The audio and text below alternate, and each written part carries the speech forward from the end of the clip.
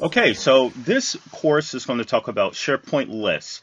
As you know, any SharePoint solution is going to be based off of SharePoint lists and SharePoint libraries. So it's very important that we understand how lists operate, how we can add metadata to them, all the out-of-the-box settings we can leverage before we add on customization. Um, and very, very powerful. So there's a bunch of, when you think about lists, there's a bunch of list templates SharePoint provides out of the box.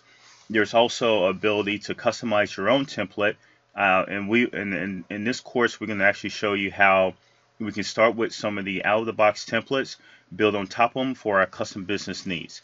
So, as you saw in lesson one, we talked about creating a team site, and you can customize that site. So actually, this is the root site we're looking at here. I created a sub-site for the SharePoint Ninjas department. So here at SB Classroom, we have a department where all of our SharePoint experts reside, and that consists of SharePoint admins, developers, architects, and the managers who oversee everything. So with this SharePoint team site, this is where we go to get most of our core department information.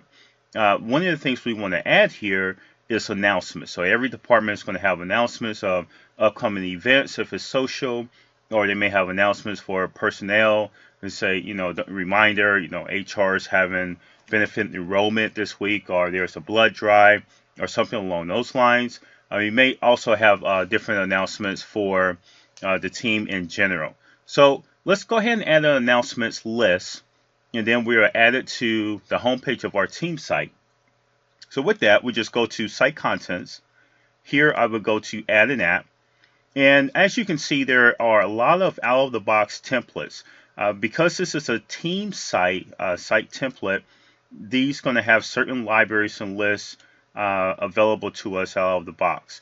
Now, what I want to do is actually get started with the announcements list. And what I'm going to do is just call it team announcements. And you will notice that when I initially name a list, I try not to put any spaces in between. I try to get everything butted up against each other. The reason for that is because as we go to develop and we call the REST API to interact with this list with the client-side code, it just feels right and it feels natural with these library names or list names do not have spaces in them. But now what I can do is go into settings, because we need the space for readability, and then just add the space in now, and that's going to allow the display name. Now, once you name the list or the library initially, you cannot change the URL name of the list, which is what we see on the code side when we actually code against this list. But you can come in here and modify the title once the list is created. So if you name this list with the space initially, there's no way you can go ahead and modify this guy for it to appear nice and neat on the code side. You would just have to delete it and recreate it. Okay, so now we have our team announcements. Let's see what we get out of the box. So I go to create new announcements. So I have a title, I have a body, and then I have an expires field, which is great.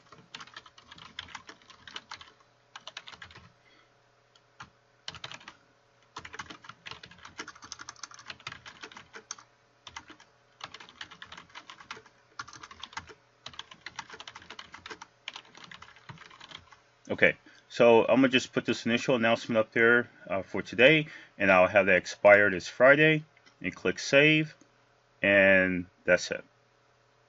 So now if I go to the home page for this department, what I want to do is add that announcement so it appears on the home page, and I want to add it right below documents.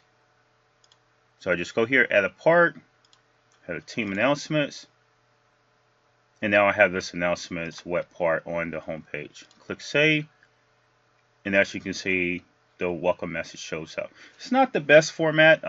Actually, announcements we kind of like in carousels where we can add images and things along those lines. That's going to be a little custom dev on top of this, but we will get to that much later in the course. But for right now, we're just setting up our baseline. We're setting up our data source, and this team announcement is looking good. So what we want to do with the team announcements, this is pretty vanilla. All announcements are going to be weighted the same. And we probably want to add some categories here. So let's do that. So let's add another field called category. So I have my announcements list selected. Go to the list tab, list settings. And then under here, I just go ahead and create a column. Now I know category is I was going to say it's an out of the box column. Let's give it a try. It's such a popular name. I'm pretty certain it's out of the box. But if not, if it doesn't stop me, that means we're good to go.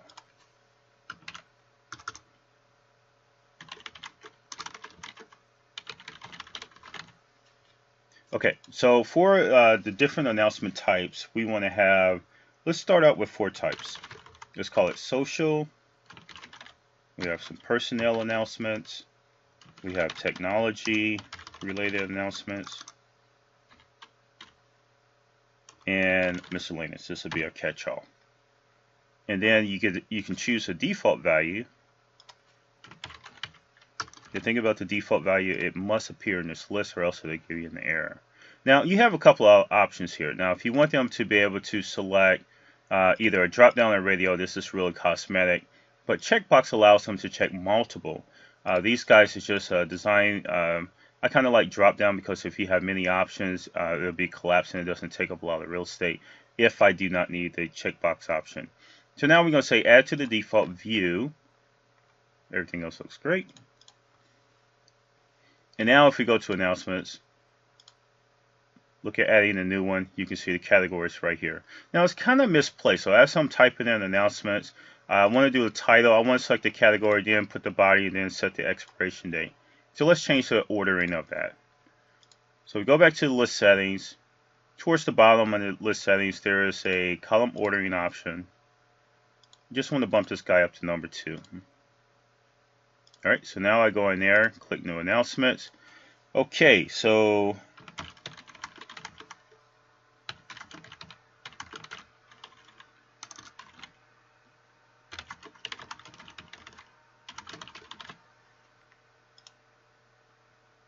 this will be a social one. It's a meet.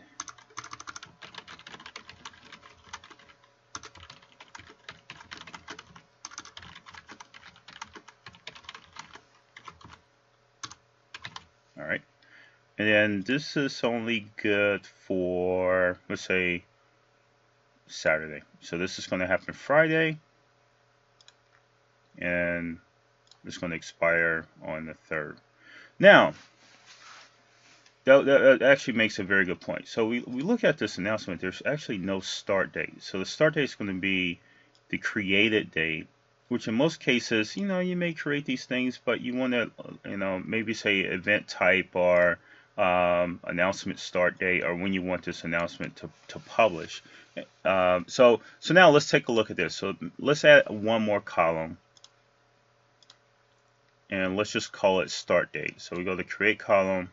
So actually, let's go back here. Let's see if this guy exists already. Start date. So we're going to say add from existing. And normally what I do here is just select something and start typing. So I type in ST and it pumped me down here. So yeah, so there's the start date. So let's just use this guy. Alright, so that's the start date. In column ordering, I want this to come right above expires. Just a natural order of things. Okay, so now team site, new announcement, or actually go in here and modify a guy. So start date, this is going to be, let's say I want this to go out on Thursday and only stay up for a couple of days and then expire. Okay, so now if we look at our home page in the announcements area, you still notice I only have title and modified, but my default view on that list, I had a lot of other columns showing. So the most important columns to be displayed in this page, on this page, would be the title, the start date, and the category. So let's go ahead and select those. So what I'm going to do is just select one of the items. So where I'm in the team announcements, my ribbon will update because it's in context. I can go to list settings and then I go to modify view. So when I modify view, in this case, I'm just modifying the view for that list view web part. So I want to select category, and then I want to select the start date. And I want the start date to come before category. So I'll put it between 3 and 6, it looks like. So I'll just select 4. Click OK. Looks good. Okay, title, modify, start. Oh, let's get a modify. Yeah, we can keep that. That's fine. Now, as far as the ordering, we want to make sure that these are first grouped by category, and then they're sorted by created date in descending order. So once again, I just go here and modify the list, modify the view. And we go down here, let's say modify descending order. Let's do created. So that way if there is a change, the created date will still hold true. And what else do we want to do? Oh, we wanted to sort by category. Then you want to sort by category, which is alpha, which is fine. Okay, great. So now we're looking good. We actually did not modify the sort order because I think by modified date it's still looking good. Okay, so now we actually have several people in the group. So when it comes to announcements, we have different types of team members. So as I mentioned before, in the SharePoint Ninjas department, we have admins, administrators, architects, developers. So sometimes when we do an announcement, it's only for a targeted group of people. So to enable that, you can do this out of the box. You just go to list settings and then go to audience targeting. And then you just want to enable audience targeting. So what that's going to do, now that on each list item, you will be able to specify a group or profile property or whatever the case may be that says this announcement is targeted for this audience and this audience only. And then that way, when a person logs in that matches that audience, they will see the announcement. So let's take a look and see what that means. So for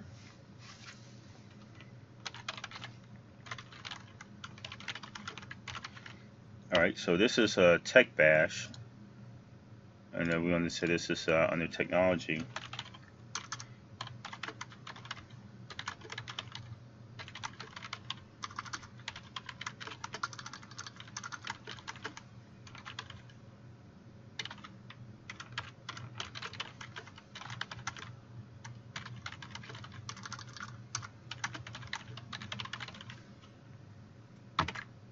Okay, but I only want this announcement to be displayed for developers. So when I go to the target audience, I have already created for the SharePoint Ninja group a developer SharePoint group. And basically with this developer SharePoint group, what I'm going to be able to do, oops, this is global audience, I actually need to select groups here. So what this will allow me to do is that any developer, and you can use an Active Directory group or you can add them to the SharePoint group individually, is then you can put everyone in the group. And then this actually helps with when you start set up document libraries. If you want a certain folder only for developers or really for managers, for example, you may have a document library that's shared across the department, but you want to carve out an area that's only for managers or only for developers from a security standpoint, not necessarily for a filtering, but you actually want this to be locked down. Target audience is going to be a filter. It's a hard filter. There's a lot of out-of-the-box REST API and SharePoint object model that's going to respect this filter, but it's not meant to be a security component. So I did not lock this down. When I do target audience, I am not locking this down that says this announcement is secured for the developer group only. It's more of a filtering mechanism versus a security mechanism. So now that I have that set, if I logged in with a user account that had SharePoint admin credentials, I will not see this developer tech bash. I will have to log in with credentials or a user ID that's part of that SP group, and that would be a natural filter of things. The final thing I wanted to show you, another cool thing you can do with lists, is that this announcements list is just going to grow, right? So what we want to do, we want to archive these based on a certain set of rules. So you can actually do this out of the box. What you want to do is leverage the information management policy settings that allows you to for announcements, and this is driven by content type. So I have a content type here for announcements out of the box. You're going to get the folder content type for a list as well. So for the announcements one, I want to enable retention, and I want to add a stage. And basically what I want to say is, when this guy expires, this is an expire date site column that we have on the content type. I'm going to say, after 30 days or 20 days after it expires, let's go ahead and push this guy to the recycle bin, right? You can add additional stages. You can actually say 10 days after expire or 19 days after expire, send an email with a notification that says, hey, the next day these guys are going to be moved to the recycle bin. Or you can get even more aggressive and say, you know what, permanent delete. In this case, because announcements are announcements, these are really just throwaway elements. They're not really documents that someone has to approve to make sure before they get deleted. I'm just go ahead and permanent delete. This is important because actually through my years of consulting, I walk into a lot of SharePoint farms and SharePoint installations to where these they were set up 5-8 years ago. Lists is just running rapid, especially announcements, things that should be cleaned up over time. They just do not have any archiving or purging process in place, and it really just bloats your data. I mean, you're just really hanging on to unnecessary data, really bloating things up and slowing things down. So now our announcement is healthy, is self-managed, it's going to archive. We got purge all set and configured, and I think we're good to go. So in order to show you this one last feature before we wrap, this video is actually getting long. We try to keep these to 15 to 20 minutes most. So there's one more feature I want to show you, and to do that, we're going to go in here, we're going to add a custom list. No, we're going to add a links list, right? So with the links list, I'm going to add a list that holds my links, right? My links is really just going to be kind of like a personalized list of links for the current user looking at the department site. So a way to enable this, hold on, let me just go in here and get my naming right. There's so many options, I always click into the wrong stuff. All right, so I just add my space there. Okay, so now for my links, let's take a look at see what do you get with the out-of-the-box link. You get specify URL, the description, that's going to be the title of the link, and then you can specify. You know what, this is great. So what I want to do is go in here and just add in a link to Yahoo.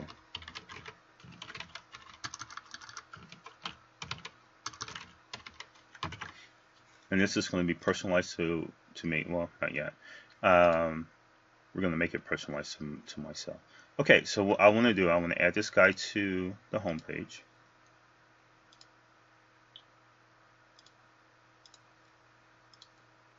And that should go right under news feeds. Oh, they put it at the top there. Okay, let's see if I can drag and drop. I haven't had a lot of luck dragging and dropping these guys. I don't know why. There's another way you can modify this. If you go into Whiteboard properties, this stuff is grayed out. I don't know what's going on here. There must be something with either my permissions from site collection admin. I don't get it. I'll figure this one out and then I'll let you guys know. So, but as of right now, the my links, I can go in here now and add another link and just call it. You just have a link to Google and then save that all. Okay, now as of right now, these links will show up for everyone. But what I want to do, as I mentioned before, is only have these links show up for the current user. So these are links related to the current user. And then when they go in here to add new links or to edit, or if they click on the list right here to show all of my links, you only want to show them the ones that they added, that they created. So there's a list setting. You can do this both on lists and document libraries. If you go into the advanced settings, there's item level permissions. Now the cool thing about this is I can set this to say only allow the user to see those items that they created. it's going to, and this is a security, right? So this is security component. This is more than just filtering. This is actually security. So this is going to lock this down. And this example is very simple, but this becomes important if you're submitting time off requests, or some type of private or personal workflow or process that you have. You only want that individual to see those components. Now, so that's item security. And the cool thing about item security, that setting, you do not have to break inheritance on this list to enable that, which is, which kind of rolls into your governance model and things along those lines. So that's a very nifty tool to secure a list down, but still have it available to everyone, to where everyone can add in links and personalized links for themselves. Now, the trick with that, one caveat, is that when you set the item level of security, the site collection admin or the site owner role will be able to see everyone's links. That's because they're the owner of the site. And because of that role, if, say for example, if I leave the company but I have all these links out there, they're saying, oh, he's no longer with the company, let's delete those things. He's the only one who can manage those, but you need a level above that to manage this list on the behalf of the user. So that's a curse and a blessing at the same time.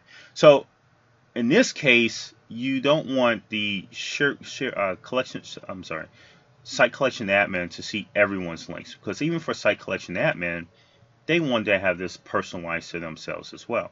So what we can do now, we can add a quick filtering trick by just highlighting this list, modify the view, and then in the view, I'm gonna just tell that, say, hey, only display those links that were created by the current user. And we just do created by, this equals to me in brackets. And as you can see in this description, these are some key terms or key tokens that you can use to filter by me, which is the current user, or today, which is the current today state. And once I click OK, this is going to look the same because I'm not logged in as a different user. But if I come in here and log in as a different user, this screen would change. If I come in with an account that's not a developer, I will not see the developer tech bash, and I will not see, because I'm a different user other than Deshaun Clark, I should not see Deshaun Clark's links that were created by him. And then I can go in here and customize my own. So as far as the lists are concerned, and some of the settings and options that you get out of the box, they're very powerful.